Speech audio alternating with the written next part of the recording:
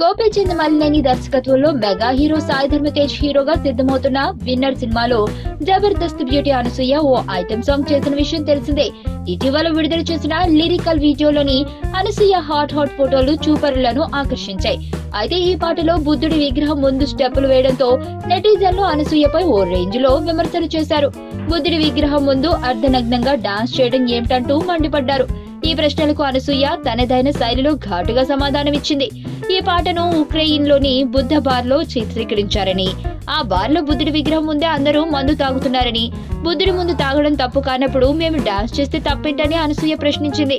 పాట కోసం తాము విగ్రహం పెట్టలేదని, బార్లోనే ఆ విగ్రహం ఉందని, కావాలంటే గూగుల్లో వెతుక్కోండని కాస్త గట్టిగానే స్పందించింది.